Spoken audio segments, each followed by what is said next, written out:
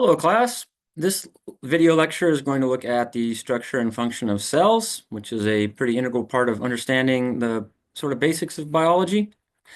And so when we are talking about cells, which you've probably heard of before, we're talking about things that are really referred to as small rooms or small compartments. That's where the word cell comes from. And as you might recall, we think about cells as being the basic unit of life. So one of the defining characteristics of life is that things have cells. And so most biologists would say this is what makes living things different than non-living things, such as viruses that do not have their own cells. They will use cells, viruses will, but they actually do not inherently possess their own cells. So they don't technically classify as living, which is kind of interesting. And cells have a lot of variation. There is a tremendous diversity of different kinds of cells that really do vary amongst different types of tissues and different types of organs, and really amongst all kinds of different organisms. And so this whole variation is kind of really part of the foundation of what is part of what makes life kind of diverse. And there's a lot of variation in the size of cells, and there's a lot of variation in the function of cells. We can think about things like these nasal sinus cells that are, pretty small, or things like these onion cells. These are plant cells that are a bit larger, or things like these bacterial cells. And these are all really different kinds of cells. But as it turns out, despite all this variation in size and all this variation in function and feature, all cells share a lot of characteristics in common. And there's this kind of idea that we call unified cell theory, which is, again, the idea that cells are the basic unit of life, but all these cells are unified by sharing a certain number of characteristics in common, which we will review here in a moment. So how is it that we actually like even know about these things? Because like cells are really small. And how do we know they exist? How can we see them? Well, we see them with microscopy, which is basically the use of microscopes. And generally, cells are studied with either compound light microscopes or with electron microscopes. But basically, as you might be aware, microscopes allow us to see really, really small structures. And the best microscopes can reach magnification on the order of micrometers, which is a pretty small level of resolution. Um, so basically, there are two kinds of microscopes: light microscopes and electron microscopes. Which that's not a picture of an electron microscope; that's an electron micrograph. But these microscopes work in different ways. These light microscopes are capable of magnifying up to about 400 times. So you can see cells in these light microscopes. You've probably done this maybe in high school, or you will do this in a lab, I would assume, where you can put a slide underneath this light microscope and you can see really, really small stuff. And you can adjust the magnification of these microscopes, these light microscopes, these compound light microscopes, to look at different kinds of features depending on the level of magnification that's needed. They can also be used to look at tissues, not just cells. There also are these dissecting light microscopes, and they don't magnify nearly as much as compound scopes. They only magnify it about 20 or 80 times, but they're useful for a lot of different reasons. They're called dissecting scopes for a reason. They're often used for dissecting things that are a little bit hard to see with the naked eye, but that don't require nearly as much magnification as is offered by a compound light microscope. And the images that are often obtained from microscopes are what we call micrographs. And so here are two images, two micrograph images. I don't know if that says microtaph, but it should say micrograph. Anyway, this is a light micrograph taken with a compound light microscope at a certain amount of resolution. And this is an electron micrograph with a tremendously higher amount of resolution. These are actually E. coli cells here infecting some kind of tissue or some other cells. So this is like it's just about the highest amount of magnification that we have available to us. And these electron micrographs, not surprisingly, are pretty expensive. And so not everybody has access to them. But at Cal State Northridge, there are these light microscopes and these dissecting scopes that can be used that are available for a number of different applications, everything from studying cell and molecular biology to studying zoology and botany. these microscopes could be used for that, for identifying plants. We often use dissecting light microscopes to look at really, really tiny features of plants in order to identify which species we're looking at. So anyway, this is one way that we have an ability to sort of hone in to looking at a world that we cannot see with the naked eye.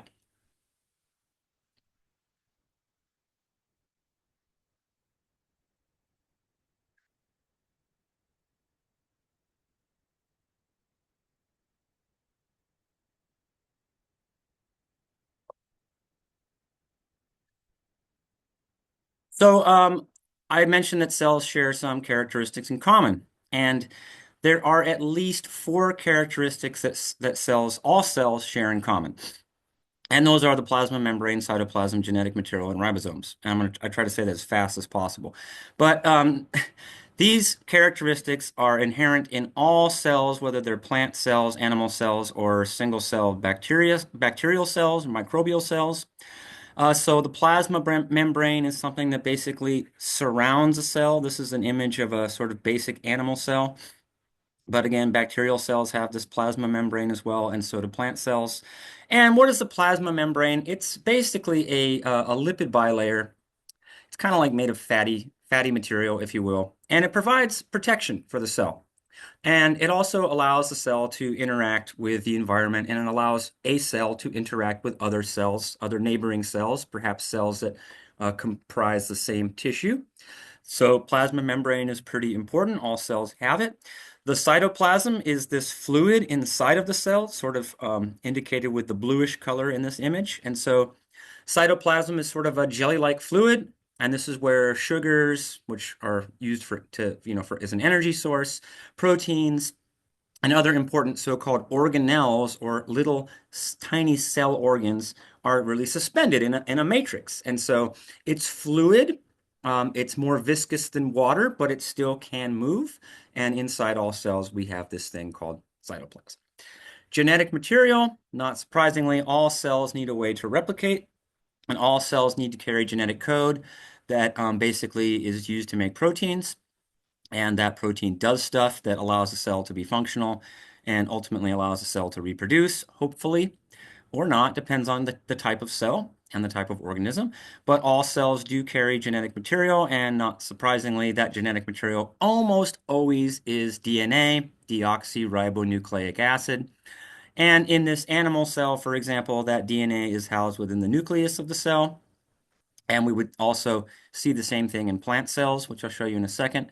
But that's not true of, say, prokaryotic cells like bacteria, that they do not have their DNA housed in a nucleus. They have it sort of floating around freely in the cytoplasm. And then these things called ribosomes. And ribosomes are shown here as these little dinky red dots that are all over the cell, all within the cytoplasm, and also here within this thing called the endoplasmic reticulum, and also here within this thing called the mitochondrion. And if we were looking at a plant cell, we'd also see ribosomes in the chloroplasts. But anyway, what are ribosomes? Well, these are really, really important organelles within these cells, or components within these cells that do stuff. And what they do is they translate this thing called RNA into polypeptide chains. And so I kind of skipped over this, but it does say here that DNA codes for RNA, and that's true. So DNA basically gets transcribed into RNA via the sort of complementary process that we'll talk about a little bit later when we discuss genetics in more detail. But then that RNA is translated into protein, and a polypeptide chain basically is protein. So what's kind of going on in every cell is that there's DNA, and that DNA is getting transcribed into RNA, and then that RNA is getting translated into protein, basically. And protein does a lot of stuff. And depending on the organism we're looking at, there might be more or less DNA in the genome from one species to the next, but uh, all of that DNA really leads to a large diversity of different proteins, which give organisms a large diversity of different functional properties. So I mentioned this word prokaryotic. So you're going to hear these terms prokaryotic and eukaryotic. And these are really two major classes of organisms, and they have really kind of distinct kinds of cells. So prokaryotic organisms are things like bacteria and archaea. They're relatively simple. They're unicellular, so a single cell will make up a single organism. And prokaryotic cells lack a lot of the components that eukaryotic cells have, which are things like plant and animal and fungi cells. So, one of the major differences between prokaryotic cells and eukaryotic cells is that prokaryotic cells do not have membrane-bound organelles. Again, as I mentioned, their DNA is not bound within a nucleus.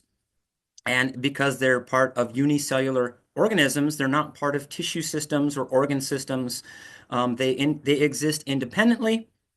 And these kinds of organisms, by the way, tend to reproduce pretty fast. And so that leads to some interesting consequences for the way that they can evolve. This is part of the reason why things like infectious bacteria are very difficult to treat using antibiotics, because bacteria can evolve a lot faster than humans. But anyway, these are kind of some of the basic things that make prokaryotic cells sort of unique. And they have these general features that we see here in the image. So again, they have a plasma membrane, cell membrane. They have ribosomes as well. They have DNA as well. Um, Oftentimes they'll have these things like these flagella, which allow them to sort of project around and swim around in solution. A lot of these things are found in sorts of different solutions, either in water or within even your body. And they'll use this flagella in order to propel themselves. So anyway, the structure of these prokaryotic cells is relatively simple, and you can see these things using either a light microscope or an electron microscope. So we have an idea of what these things look like because we can view them with magnification. Eukaryotic cells are much more complicated. So on the left here, we have a sort of typical animal cell, and on the right, we have a typical plant cell. And these cells have all these other crazy components that we don't see in the prokaryotic cells. So things like all these membrane-bound organelles, such as the nucleus, things like peroxisomes or lysosomes in animal cells, things like mitochondria that are lacking in prokaryotic cells, things like the endoplasmic reticulum, which is lacking in prokaryotic cells, things like cytoskeleton structure, which kind of gives the cell some rigidity and kind of allows the cell to have shape and also helps the cell divide. And we see a lot of the similar structures in plant cells, but if you look at this carefully, you'd notice that plant cells and animal cells are not the same, and there are a couple different structures that they don't share in common. So, for example, plant cells do not have lysosomes, and animal cells do not have chloroplasts. So we see the chloroplast here in this plant cell, which is where photosynthesis happens. And plant cells have a cell wall, and this animal cell here does not have a cell wall. So those are two of the major differences between animal and plant cells.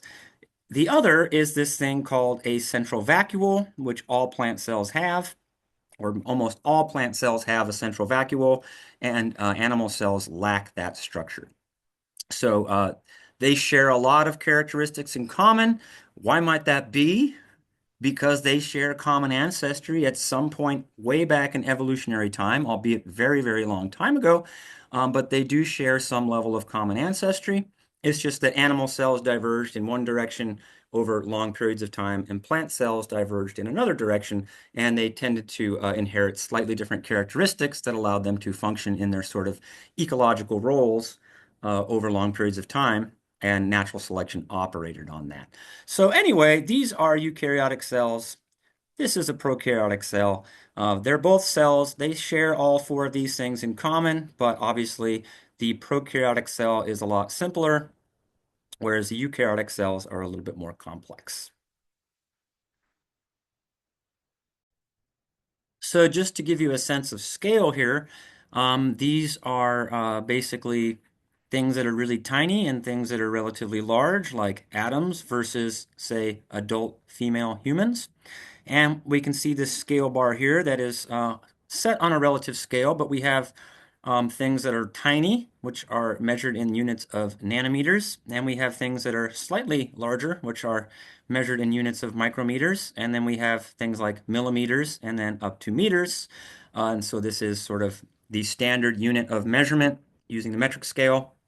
And we can see that, atoms are really, really tiny. They're almost impossible to see, but there are ways to detect them if you're clever enough. I don't think you're going to necessarily do that in this class, but there are ways they can be detected. There's larger, sort of so-called macromolecules that are composed of many atoms, like lipids, which are basically fats, or proteins, which are these polypeptide chains. And then larger than that are things like bacteria. So bacteria are pretty small, on the order of maybe 100 nanometers.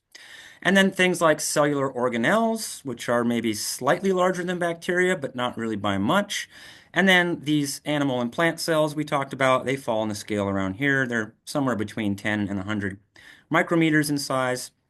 And then we could look at some cells like human egg cells or frog egg cells, which are slightly larger. And then we can look at actually fully developed eggs, such as we see, I don't know, in a chicken or an ostrich, some bird eggs here that are even larger than human eggs or frog eggs. And then, of course, like the size of an adult human female is much larger than everything. And this scale kind of illustrates like what can you see with the naked eye? Well, probably you're not going to see anything much smaller than this with the naked eye, down to about 100 micrometers. But stuff from in this range, say from a millimeter to say 100 nanometers, we could see with a light microscope, and then stuff, from say 10 micrometers down to almost zero point 0.1 nanometers, we would need an electron microscope to see. So this gives you a sense of the scale of these different atoms, macromolecules, cellular organelles, and sort of a comparison of the sizes of different cells and the sizes of different eggs, and of course the sizes of, say, an organism such as a human. So I want to kind of walk you guys through these different really important components of cells in some level of detail. So probably first and most important to address is the plasma membrane. And so what's the plasma membrane? It's a phospholipid bilayer. And what the heck is that? Well, we have these macromolecules called phospholipids. And this image here shows a bunch of phospholipids over here and a bunch of phospholipids over here. And if you'll notice, these phospholipids have sort of an interesting structure. You can read about this in a little more detail in your textbook. But the really important thing to notice is how these phospholipids are sort of arranged with respect to one another. And we see this sort of reddish circle here and these two little yellow tails coming down. And there is difference in the chemistry of this sort of reddish head and these sort of yellow tails. And the major difference between the reddish head and the yellow tails is that the reddish head here is hydrophilic, which means that it has an affinity for water. And that's specifically because of its polarity. It is a polar compound. So it's slightly charged, and so its slight charge allows it to be attracted to water as opposed to being repelled against water, like oil would be, for example. In contrast, this hydrophobic tail, those two yellow tails coming down, are hydrophobic. They are not attracted to water. They are not polar. They are not charged. So they're acting a little bit more like oil.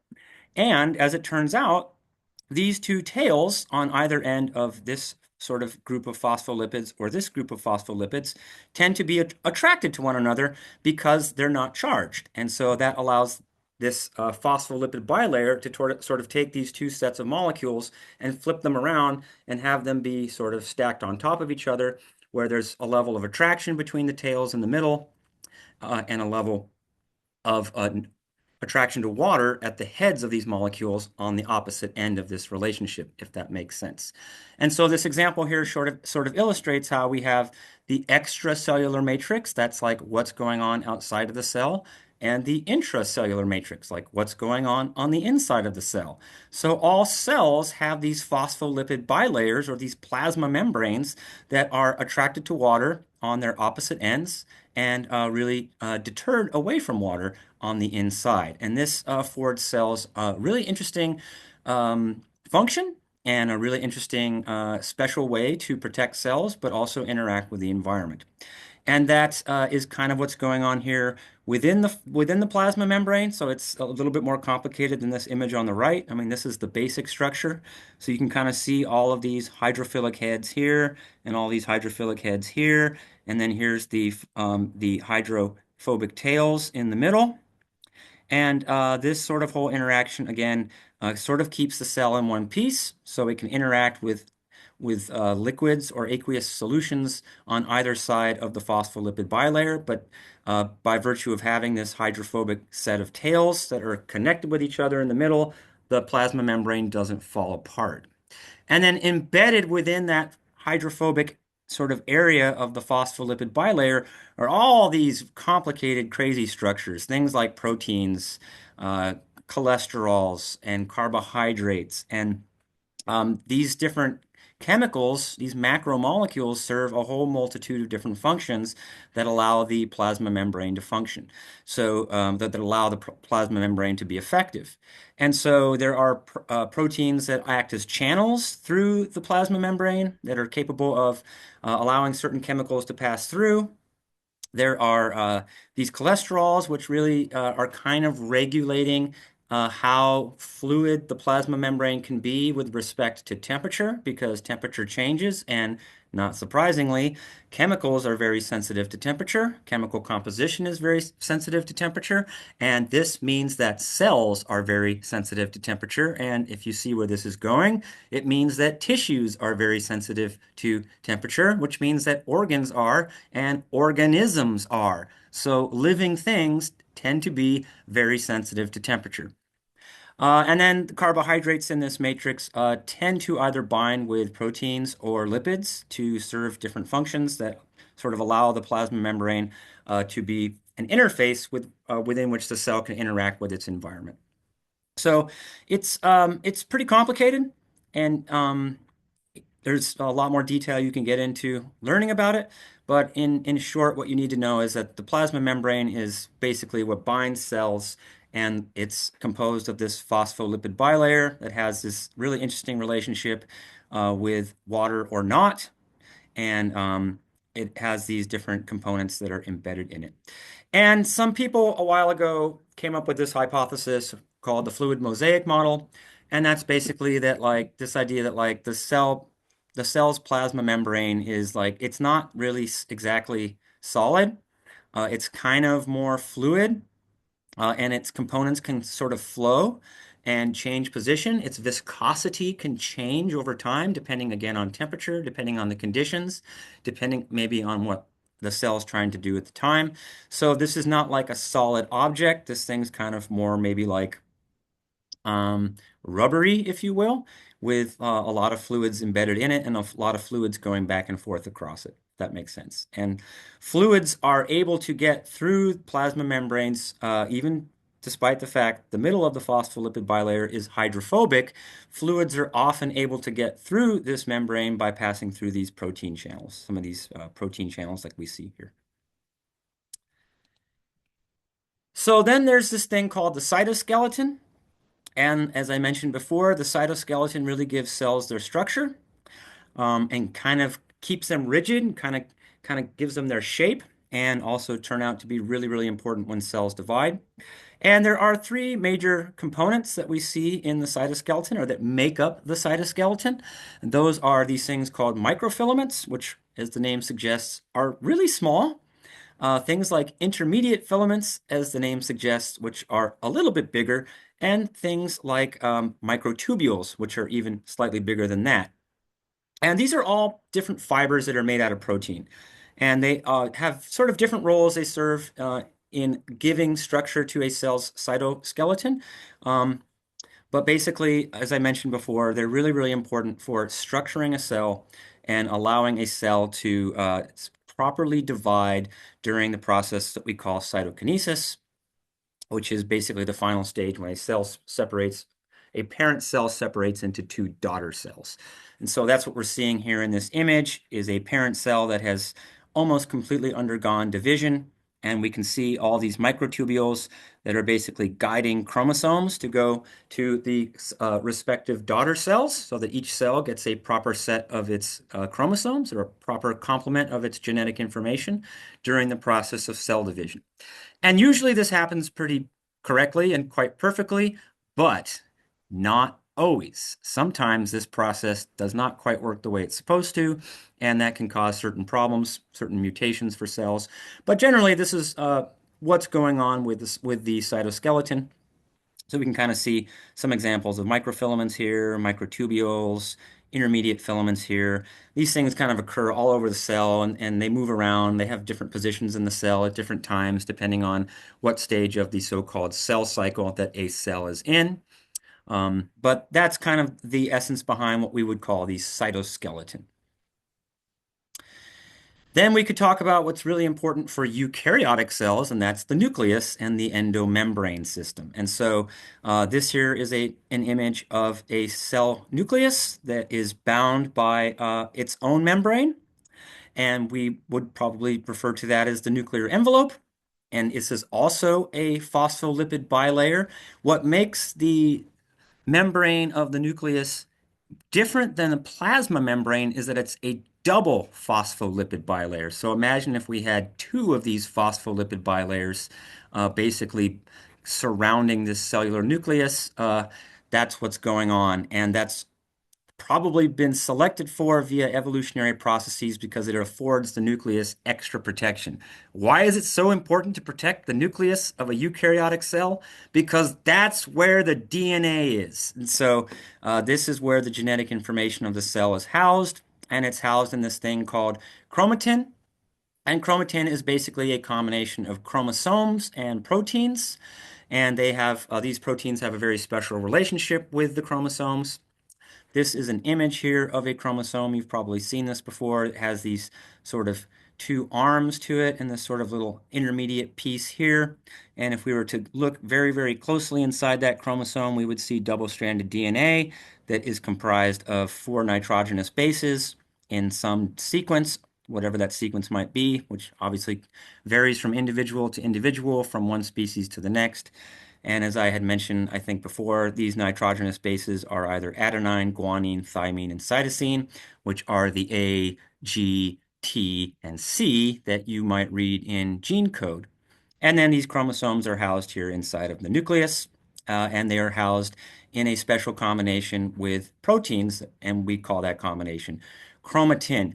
Usually chromosomes only look like this when cells are beginning to divide. When a cell is sort of not really at that phase, we kind of see that chromatin sort of more randomly distributed throughout the nucleus of a cell.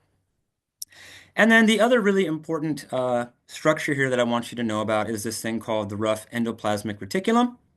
So I had mentioned the endoplasmic reticulum before. There are actually two kinds of this thing, rough endoplasmic reticulum and smooth endoplasmic reticulum. It's probably most important that you know about rough endoplasmic reticulum. And then you might ask, well, why is it called rough endoplasmic reticulum? It's because it's studded with tons and tons and tons of ribosomes. If you recall, that one structure that's kind of really important for cells in order to turn RNA into protein. And how is that kind of happening? Well, the nucleolus of this nucleus is responsible for making ribosomal RNA. And so, as it turns out, as it turns out, ribosomes are made of RNA. They're a double RNA complex. I'll show you that in a second.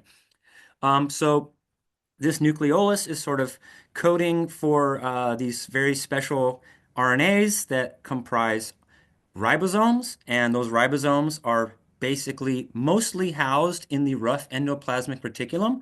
As we saw before, I mean, there are free-floating ribosomes in the cytoplasm of cells as well, but they're particularly concentrated in this area we call the rough endoplasmic reticulum. And the rough endoplasmic reticulum is kind of this place where gene expression's like really going on.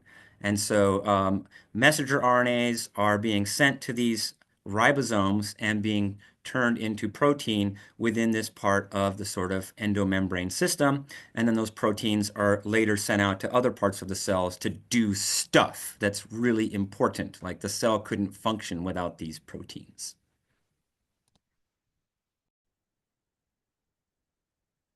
So I want to talk a little bit more about these things called ribosomes because they're like really important for cells because this is where proteins basically getting made. And if you recall the so-called central dogma of biology, DNA is typically transcribed into messenger RNA, which is then in turn translated into a polypeptide chain, which following a small amount of modification basically becomes a functional protein. And so a ribosome is composed of two pieces of RNA, also known as ribosomal RNA. There's a large ribosomal RNA subunit and a small ribosomal RNA subunit. And effectively, what happens is the RNA, I'm sorry, the ribosome will take a piece of messenger RNA, which is the result of DNA being transcribed into messenger RNA. And so this is a strand of ribonucleic acid that runs complementary to whatever the DNA code within the nucleus of the cell might have been. And by the way, the nucleotides that make up messenger RNA are partitioned into these things called codons, and we'll talk more about that a little bit later. But basically, these are triplets of these nitrogenous bases or these nucleotides. And each different triplet or each codon specifies a particular amino acid that is going to be added to this growing polypeptide chain. And the way that that kind of happens is that as the ribosome's reading the messenger RNA, it's pulling the appropriate amino acids in via this other thing called transfer RNA, tRNA, and that transfer RNA is adding these amino acids to this growing polypeptide chain as the sequence of messenger RNA is being read. So this is basically what ribosomes do. And as I mentioned before, there are many of them that are free in the cell, but there are tons and tons and tons of them within the rough endoplasmic reticulum here, which is immediately outside the nucleus of a eukaryotic cell. So this is kind of the basic structure of a ribosome and a basic description of what it is that they do. Living things could not function without ribosomes. This other crazy structure that is, I guess, somewhat notorious is something known as the Golgi apparatus, sometimes referred to as the Golgi body. And the Golgi apparatus has a pretty intimate relationship with the endomembrane system. This is sort of a cartoon image of what the Golgi apparatus looks like here. And not surprisingly, it's positioned pretty close to the rough endoplasmic reticulum.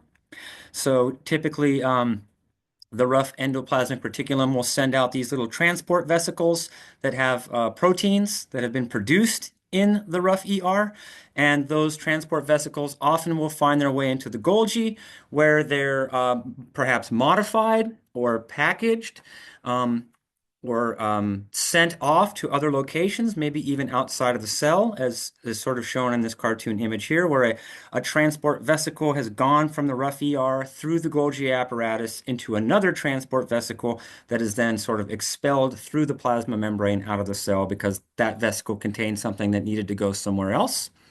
This is an actual image of the Golgi apparatus right here. It's often referred to that the Golgi has a sort of cis face and a trans face. So the cis face would be the side that is adjacent to the rough endoplasmic reticulum, and the trans face would be the side that is sort of more adjacent to the boundary of the cell or the plasma membrane. So again, this thing is really receiving and transporting vesicles that contain recently synthesized proteins. It can also transport other molecules like lipids, but mainly this is kind of the way that a cell is packaging up proteins that have been recently synthesized in the rough endoplasmic reticulum and then getting them ready to go off to wherever it is they need to go. I mentioned lysosomes, and these are structures that only occur in animal cells, so we do not see lysosomes in plant cells. I'm actually not even sure about fungi. That's a good question. We can come back to that later. But basically, think of these as being something that occurs in plant cells. And what do lysosomes do? Well, they're imperative for breaking down cellular waste products. So they're sort of part of a metabolic process, if you will. So they can break down proteins, sugars, and fats that are no longer needed. They can also be really effective at breaking down harmful pathogens. So these things can engulf things like bacteria that might have found their way into a cell and basically package that bacteria within a vesicle inside the lysosome, which is also membrane bound, by the way, so it has its own membrane around it. And then there are these lysosomes will take this stuff And well, I should have said this is a cell, not the whole lysosome. The lysosome's here. But the lysosome will take this vesicle that contains the bacteria that found its way into the cell, and then via the process of phagocytosis, basically the lysosome will kill the bacteria and break it down into all of its constituent components, and then that bacteria is dead and it's no longer a harm to the cell. So these are pretty useful in a lot of animal cells. Obviously, if there are any foreign agents or metabolic wastes that are no longer needed, a lysosome can take that stuff and break it down. And it might sound odd, but metabolic waste sometimes can be harmful. Um, Excessive buildup of unused proteins can be harmful for cells, and so that's part of the reason why animal cells have these lysosomes. You might be wondering about plants, like how come plants don't have to deal with this problem, or why don't they have lysosomes? And I'll come to that in a moment. So the next organelle that is really, really important is something known as the mitochondria. And the mitochondria is the basic energy powerhouse of all eukaryotic cells. And in short, the job of mitochondria is to make this thing called ATP, adenosine triphosphate, from glucose. And so the mitochondrial membrane is where this is happening. And kind of like the cell nucleus that we looked at before, the mitochondria has a double membrane. So it has two phospholipid bilayers that comprise it. And this strongly suggests to evolutionary biologists that the mitochondria is actually the ancestor of a formerly free-living cell that via this process we call endosymbiosis was engulfed by another cell and then sort of started to develop a mutualistic relationship with that cell because they were kind of able to benefit from that relationship. The cell then engulfed the mitochondria, benefited from something that was really good at producing energy, and the mitochondria benefited by being inside of a cell and having more protection. And we sort of think that that has been selected for via evolutionary processes for a really, really, really long time. And another line of evidence that suggests that these mitochondria were once free-living organisms is that they carry their own DNA and they carry their own ribosomes. And that DNA and those ribosomes exist and function really independently of the rest of the cell. And so there's this thing called mitochondrial DNA you may have heard of. And mitochondrial DNA is the DNA that is housed specifically within the mitochondria. And so there are some sort of complicated structures that the mitochondria has.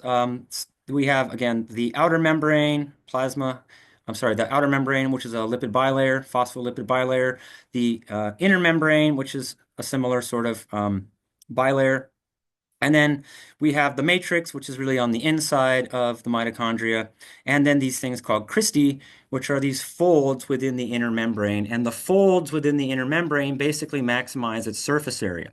And by virtue of maximizing the surface area, it allows the mitochondria to be even better at processing ATP from glucose. So basically, when a cell obtains sugar, let's say an animal cell, for example, obtains sugar, it's going to take that sugar into the mitochondria, and the mitochondria is going to turn that sugar, glucose, into ATP, and that ATP is the currency, the energy currency that the cell is going to use to do stuff. Plant cells do the same thing. It's just that plant cells are making their own glucose and animal cells are not. That's probably not surprising because plant cells do photosynthesis, animal cells don't. But regardless of whether or not we're talking about a plant cell or an animal cell, they both have mitochondria, and those mitochondria are where adenosine triphosphate, or ATP, is being generated. Again, now unique to plant cells is this structure, or these structures called chloroplasts. And if anyone who's ever looked at a plant has sort of superficially seen these things because they're what make plant leaves green.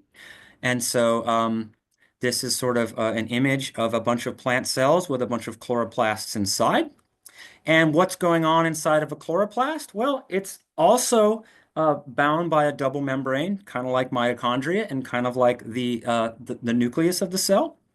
And it has these interesting structures called thylakoids. And those thylakoids are basically stacked up in these things we call granum. And inside these granum is chlorophyll. And chlorophyll is the pigment that is actually performing photosynthesis, which This is the equation, the chemical equation for photosynthesis here, briefly shown. It's actually quite a bit more complicated behind the scenes, but ultimately what's going on during photosynthesis is the reaction of carbon dioxide and water being catalyzed by sunlight and by very special um, things going on inside of with chlorophyll in that chlorophyll rich environment that is able to convert that carbon dioxide and water into sugar, glucose, and oxygen.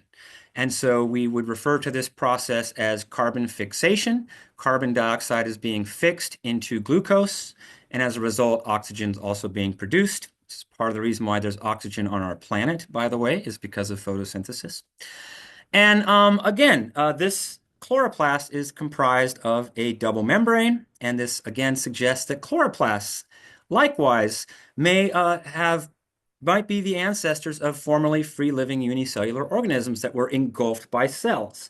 And like we discussed with the mitochondria, that cell benefited from having the chloroplast because the chloroplast could collect sunlight and produce sugar, which could be used to make ATP for an energy source.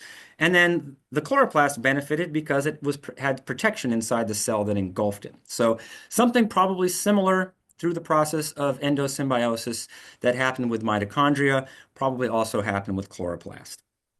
And similar to mitochondria, chloroplasts carry their own DNA. We call it chloroplast DNA or cpDNA, and their own ribosomes, which are both completely independent of the rest of the cell. So chloroplasts are very, very special organelles. We find them obviously in land plants, in algae, and in a few single-celled organisms, we also see chloroplasts as well that can do photosynthesis. But it's almost most of the time something we talk about when we're talking about plant cells.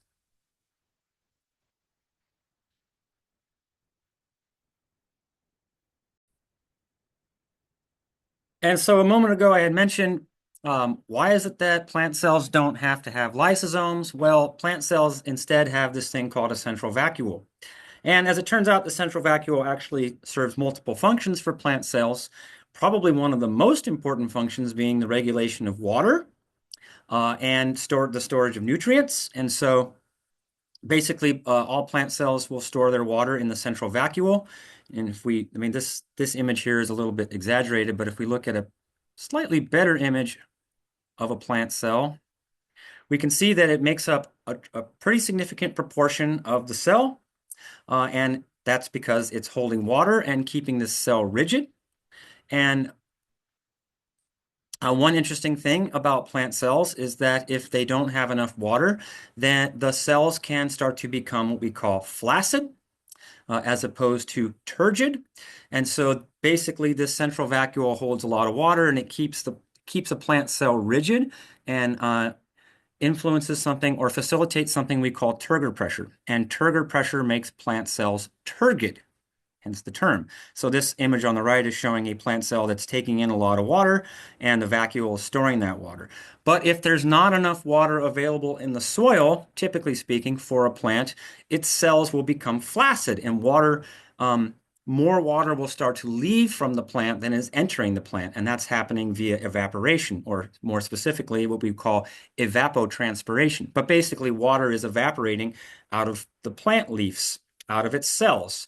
Not to go into too much detail, but plant cells have stomata on the leaf surfaces, and those stomata are where gas exchange happens. And so that's where basically the carbon dioxide is entering the plant and oxygen is coming out. And as plants are opening their stomata to take in carbon dioxide, they often are also losing water in the process. And so that can cause stress on plants. If you've ever seen a plant with wilted leaves, you're looking at a plant whose cells or with cells that are flaccid, with central vacuoles that don't really have as much water as they really need to in order to maintain normal physiological function. And so that is one of the key purposes of central vacuoles in plants. And again, they can, sort of like a lysosome, they can store metabolic wastes. So in some ways, I kind of like to think of vacuoles as being sort of analogous to lysosomes or even analogous to the kidneys of, say, mammals. But harmful waste products of metabolism will often get stored in central vacuoles of plants. It's kind of like a garbage dump, if you will, for plants. So these are really important structures for plants that serve multiple functions and are really, really imperative for the normal health and survival of plants and plant cells. Many cells have cell walls, and but not all. Um, Well, we can talk about cell walls occurring in basically three major taxonomic groups or three major kinds of organisms. So prokaryotic cells have cell walls, plant cells have walls, and fungal cells have walls. But we don't see them in animal cells. And it's interesting that these three different kinds of cells really have completely different kinds of walls that are composed in really different ways, yet they all benefit from having walls. And this is an interesting example of really similar structures evolving probably on multiple occasions in sort of really distantly related evolutionary lineages or taxonomic lineages, different groups of organisms. And so if we talk about prokaryotic cells, we're talking about things that are mainly composed of peptidoglycan. And these cell walls, by the way, will surround the cell membrane. So you'll have a cell wall that surrounds the plasma membrane, and then inside is the cytoplasm and on the various cellular components that are in there. When we're talking about plant cells, they're made of some completely different stuff. The most major component or constituent of plant cells is cellulose, which you've probably heard of before. And cellulose, here's an image of its chemical structure here, is basically just chains of glucose molecules all sort of binded together or bound together. And if you know anything about cellulose, you probably can't digest it. If you've ever tried to eat grass, it probably didn't pass through your body very well. And cellulose is indigestible to a lot of organisms, but not all. There are some organisms like ungulates, so cows, for example, who are specialized at being able to digest cellulose because of the way their digestive systems are wired and the way they've sort of evolved to use things like grass or very cellulose-rich plants as part of their diet, as one example. So anyway, this is a plant cell here with its cell wall surrounding it, and within there is the plasma membrane. And as it turns out, some plant cells have one wall and some have two, and it kind of depends on the kind of plant, and it's more detailed than you probably need to know.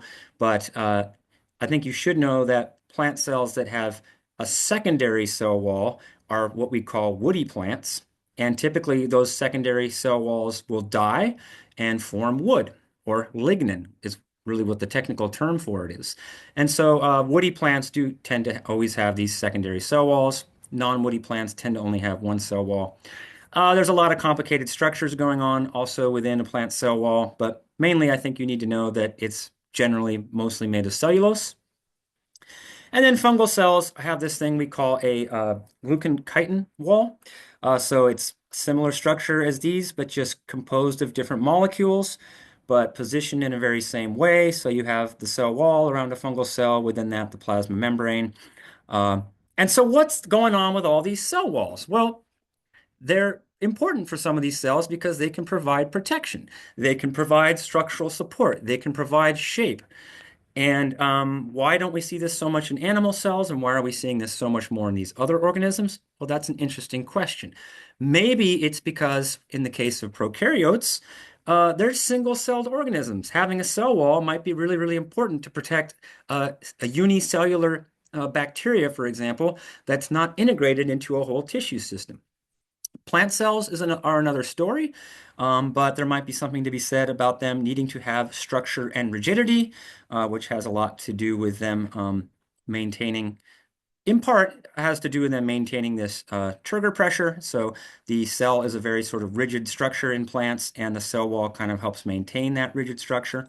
But also, plant cells might be a little bit more vulnerable compared to animal cells. They might be more vulnerable to infection or be more vulnerable to being eaten by something. So by virtue of having this cellulose wall, it might help protect them on some level. And we could say something similar about fungal cells. And I am far from an expert on fungi, but these things might, in similar ways, benefit from having a cell wall. Um, and then it might also have to do with the fact that the way that fungus reproduces is kind of unusual. They have these crazy buds out here. But the point is that I think you need to know is that why cell walls exist in certain organisms is because it gives them protection, structural support, and sort of helps to integrate them uh, either into a helps to integrate them either into a tissue system, or if it's a single-celled organism, it really kind of just helps to protect that single-celled organism. And also, you should know that the composition of these cell walls really does vary amongst prokaryotes, fungi, and plants. In animal cells, obviously we don't see a cell wall, but we see this thing called the extracellular matrix. And the extracellular matrix is, as you might notice from this picture, kind of complicated, but it's basically composed of glycoproteins, which is a fancy word for a combination of sugar and amino acid, and also these connective fibers you may have heard of that are called collagen. And so this cartoon here is kind of showing these collagen fibers. This is an actual, well, this is an image trying to illustrate what collagen fibers might look like with more magnification. And a lot's going on in the extracellular matrix of animal cells. There are a lot of chemicals being secreted out through this matrix. This is just on the edge of the cell, right? So here's the plasma membrane, here's the inside of the cell, here's the outside of the cell. This is the extracellular matrix. And what probably the most important function of the extracellular matrix is um, basically allowing tissues to form, so cells that are adjacent can come together more easily. Multiple cells that are adjacent can come together and form tissue complexes, and things like collagen really help keep that tissue together. That's why some people like to put it on their skin, because it helps your skin tissue stay or look better, whatever you want to call it. But it also can help facilitate communication between cells. And as it turns out, communication between cells is really important, as we'll see in a moment. But anyway, it's a complicated structure, and there are a lot of, crazy things going on there. I don't think you need to get over absorbed in the names of all these different structures. I just think you should know that this exists, and one of its major purposes is for connectivity between cells and communication between cells.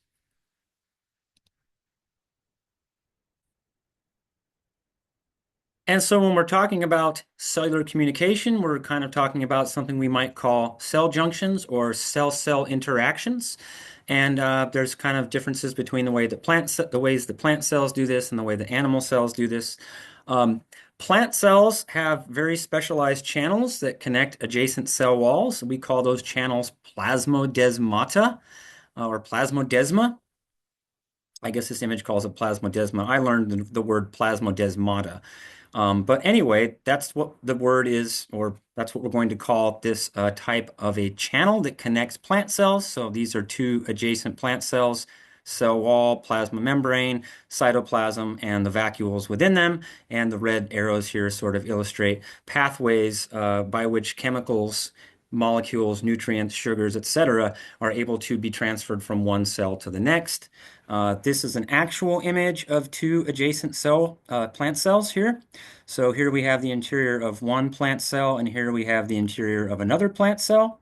And these sort of light colored lines going across here represent cell walls. They are cell walls, I should say.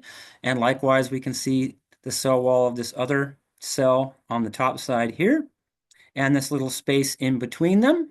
And then you can see these little channels, these little gaps where the cell walls are not completely closed off, or not completely connected, I should say, so that the two adjacent cells are not completely closed off from each other. So this is a plasmodesmata here. Here's another one here. There's a whole bunch of them shown here. And so this, again, is just something that allows these cells to communicate and be able to signal with each other, send chemical signals amongst one another, and transport nutrients from one cell to the next as they're needed. Animal cell interactions are slightly more complicated. They basically are described in three different ways: tight junctions, desmosomes, and gap junctions. And so this cartoon here shows a tight junction, and basically it kind of looks crazy, but here's like the plasma membrane of one cell, and here's the plasma membrane of another cell. And these tight junctions basically bind the two cells and prevent their cytoplasms from being connected. So this is like very much the opposite of what we see in plasmodesmata, which are connecting cells. This prevents animal cells from being able to exchange information readily. And that is happening for various reasons, but this generally promotes the health of particular cells and prevents them from being exposed to harmful things in the extracellular environment. Desmosomes, as shown here on the upper right, are doing something pretty similar. They're binding adjacent cells in tissue, but this kind of tissue tends to be more the kind of tissue that stretches a lot. So desmosomes kind of help adjacent cells in tissue expand and contract as needed. So skin cells have desmosomes, heart cells have desmosomes, muscle cells have desmosomes. They're kind of made out of these crazy structures. So we can see the plasma membrane of one cell shown here, and the plasma membrane of another cell shown here. And we can see like part of the cytoskeleton of one cell and part of the cytoskeleton of another cell. And then there are these things called cadherins. And cadherins are really the molecules or the agents that are sort of binding these two cells together and allowing them to kind of have some flexibility. And then gap junctions are very much more like plasmodesmata, so they do allow for channels to connect adjacent animal cells, and much like plasmodesmata, this allows for these adjacent cells to exchange information or exchange nutrients or chemicals as needed. They have these funny structures called connexons, and so these connexons can open and close as two adjacent cells need to exchange information. So again, here's the plasma membrane of one cell, the plasma membrane of another, the sort of extracellular matrix in between. And again, as needed, these connexons will open and close. So this is a cartoon example of what we would call a gap junction. So the key thing to take home here is we have cells like this that really kind of we have connections like this that kind of really keep cells together, but sort of prevent them from interacting so much directly, or connections like this that keep cells together and sort of prevent them from interacting, but allow them some flexibility, and then interactions like this that allow these two adjacent animal cells in this example to communicate with each other. So that's kind of our run through the tour of the cell uh, in a very basic form. And we've mostly talked about plant and animal cells, a little bit about prokaryotic cells, and not a lot about fungi. But those are two kind of good model examples for you to know. And the major organelles or the major components that make up those cells we sort of reviewed, so you should know that stuff. What I'm going to shift gears into talking about now is kind of a little bit more about what's going on with the way that cells are interacting with the environment. So first of all, I want to talk about the two sort of major ways that cells are getting molecules or nutrients in and out of them, and that is either via something called passive transport or active transport. So we'll talk about those two things. And as their names imply, one of them is going to require a lot more energy than the other, and I'm pretty sure you could figure out which one that is. It's not passive transport. So passive transport basically deals with the fact that if we think about the principles of chemistry, we can talk about the fact that molecules in general that are in solution, whether it's in a solution in water, which we would call an aqueous solution, or even a solution in air, molecules in solution will tend to diffuse. And so they will tend to move away from areas of high concentration to areas of low concentration.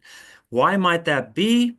It's complicated behind the scenes. This isn't a chemistry class, but it basically has to do with the fact that molecules are interacting with each other a lot.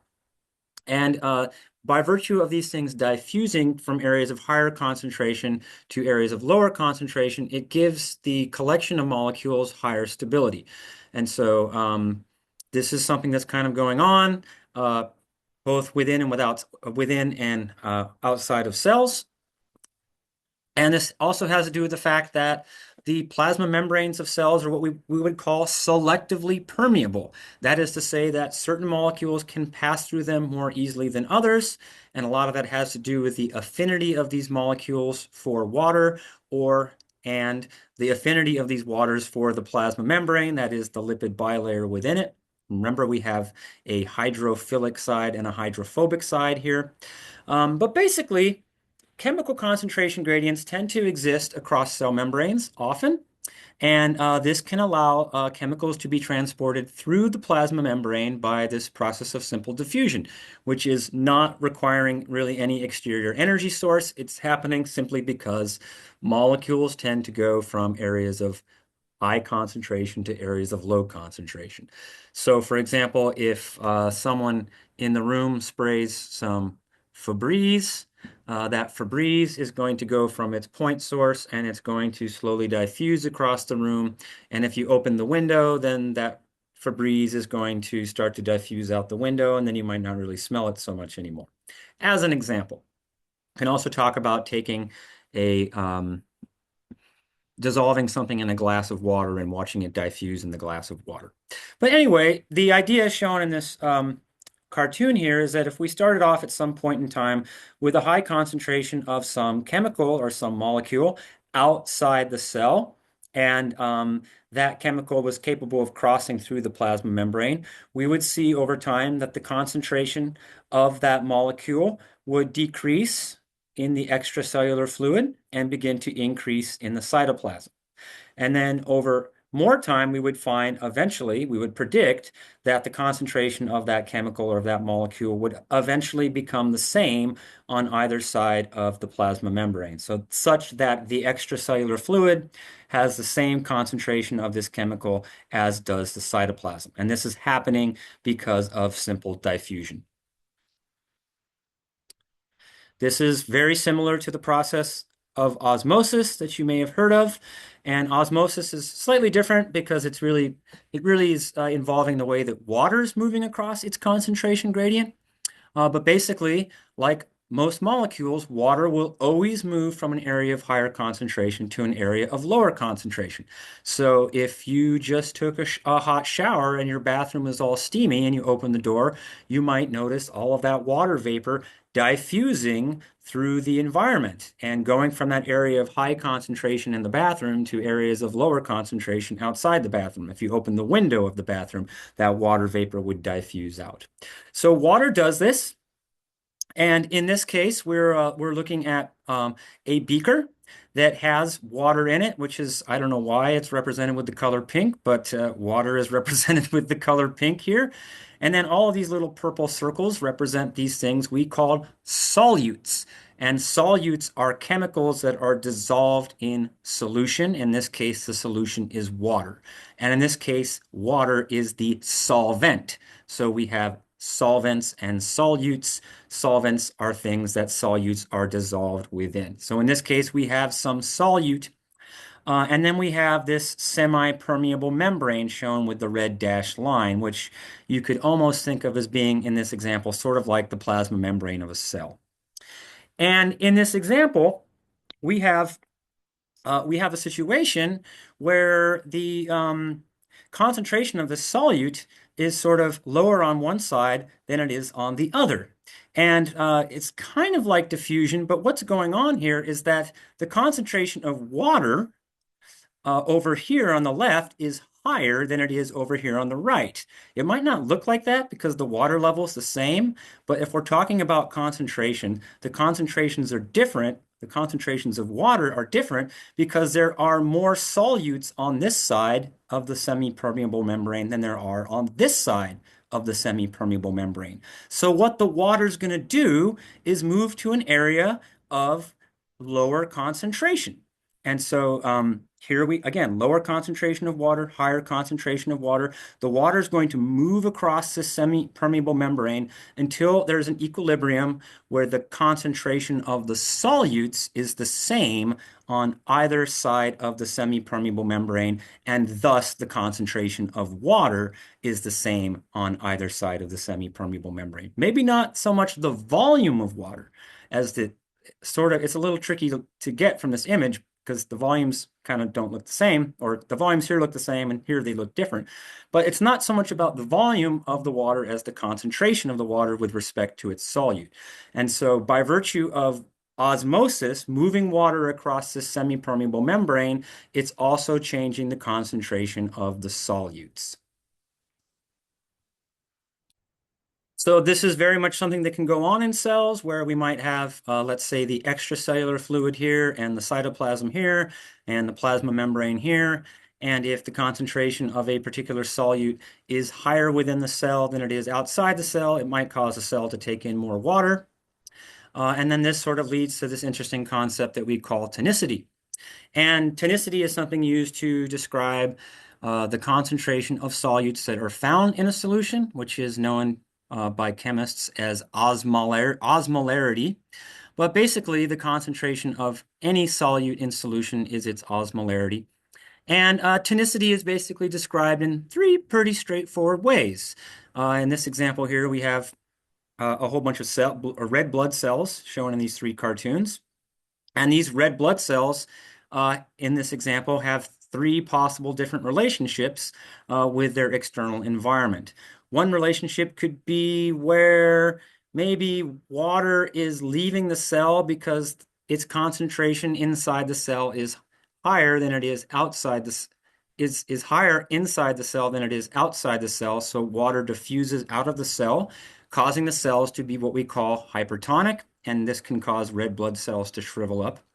We can have a situation where the concentration of water is the same inside the cell as it is outside the cell, and this sort of maintains a balanced equilibrium, so to speak, I should say, where the cells are now isotonic, so their water is going in and out of these cells at sort of equal rates.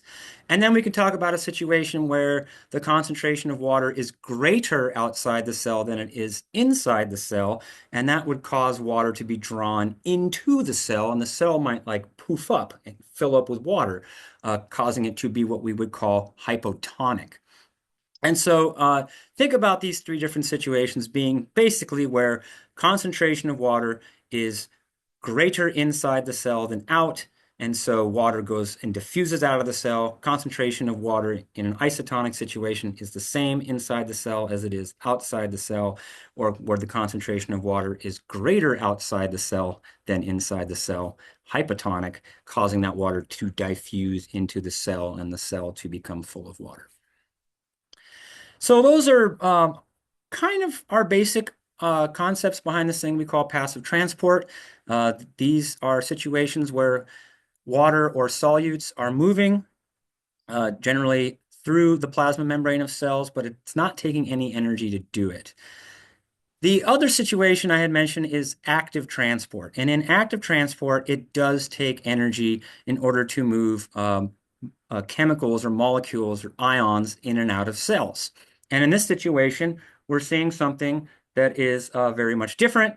Now we have a lower concentration of, let's say, these molecules out here, and maybe no concentration of them inside the cell. Well, let me rephrase that. We have a lower concentration of these molecules outside the cell and a higher concentration of them inside the cell.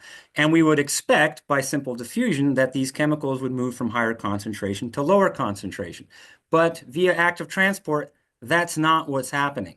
The cell is in this situation capable of moving molecules from lower concentration to higher concentration. So it's very much the opposite of what we saw with passive transport. How is this happening? It takes energy. And this is usually supplied in the form of adenosine triphosphate, or ATP.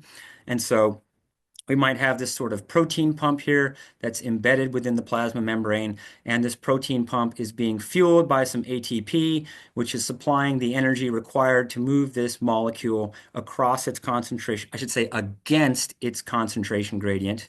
The gradient, that is the opposite direction that it would normally be traveling via passive transport, from an area of lower concentration to an area of higher concentration. And by the way, as ATP is doing this, it's undergoing a chemical reaction that changes it into adenosine diphosphate and a single molecule of phosphate. Don't worry too much about that at the moment. The idea here is just to know that active transport takes energy and that active transport is moving chemicals against their concentration gradient. So this is really the opposite of this situation, where we're taking something from an area of low concentration and putting it into an area of high concentration. So this is like getting more water vapor into your bathroom after you took a shower. Like your bathroom's full of water vapor after the shower, and we're spending all the energy we can to put even more water vapor into it, if that makes sense. But then we can also talk about some interesting phenomenon of the relationship between cells and their environment, and that involves this thing we call an electrochemical gradient. And these gradients, as their name suggests, involve chemical charge, and they basically are the product of a combination of not just concentration gradients, but also electrically charged gradients. And so if you don't know much about charge, that's okay, but many molecules do carry charge. Not all do, but many do. And they can carry either positive charge or negative charge. For example, sodium and potassium carry positive charge, whereas chloride carries negative charge. Part of the reason why sodium chloride table salt exists, because those two molecules with opposite charges are attracted to each other. But as it turns out, there are a couple interesting things going on here. First of all, the net charge within the cytoplasm of a cell tends to be on the negative side, and the net charge within the extracellular fluid tends to be on the positive side. That's the first part. The second part is that the cytoplasm of cells tends to carry a higher concentration of potassium than does the extracellular fluid. And in contrast, the extracellular fluid tends to carry a higher concentration of sodium than does the cytoplasm.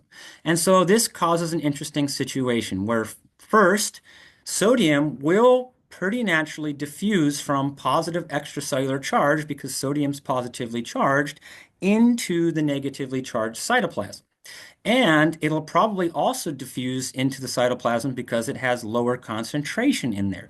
So we have high concentrations of sodium here, lower concentrations of sodium here, positive net charge here, negative net charge here, and this is drawing that sodium naturally into the cytoplasm. It's a little bit different with potassium because, yes, potassium will passively diffuse from its sort of positive extracellular charge into the cytoplasm, but because there tends to be a really high concentration of potassium inside the cytoplasm already, potassium can also diffuse out of the cell against its concentration gradient. So potassium's kind of doing something strange. It has the ability to diffuse chemically, or I should say, it has the ability to diffuse electrically, but it also has the ability to diffuse chemically, or in terms of its concentration gradient. This arrow here, by the way, I think whoever made this image kind of is trying to confuse you, but that arrow, I think, specifically is referring to this potassium diffusing out of the cell along its natural chemical gradient from an area of high concentration to low, but it's also diffusing from an area of negative charge, net negative charge, to an area of net positive charge. And all these positively charged potassium ions are potentially able to find their way into an environment that's also very positively charged.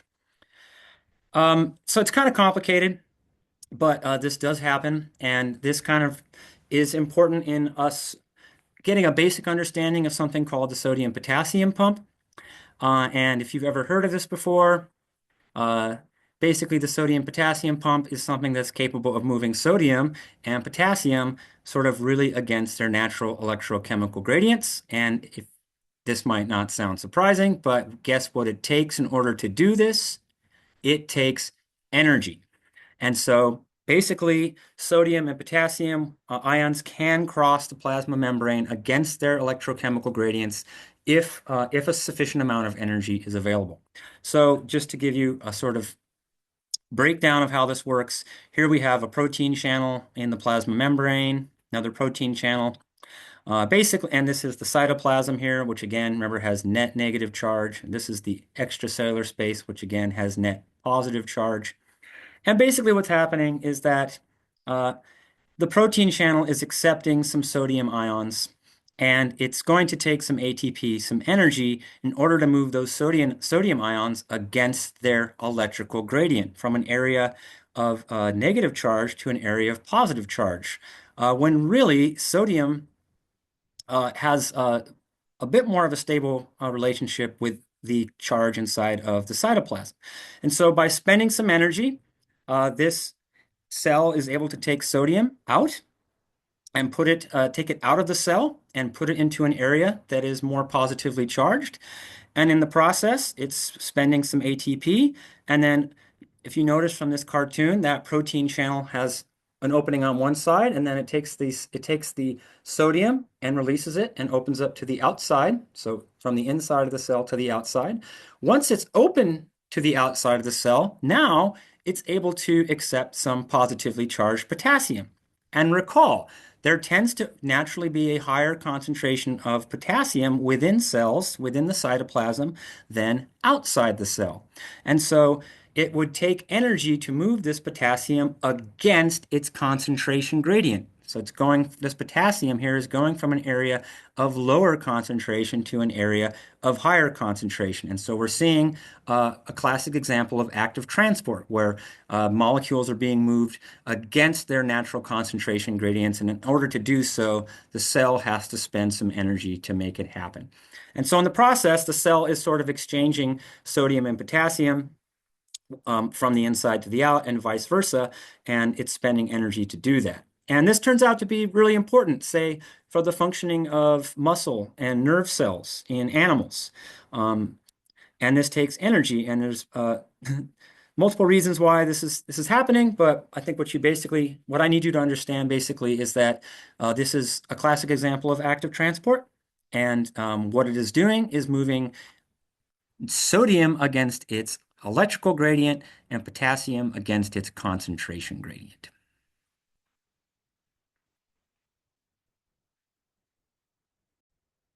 And then just the last couple slides here that kind of deal with how cells are interacting with their environment involve these two sort of contrasting processes that we call endocytosis and exocytosis.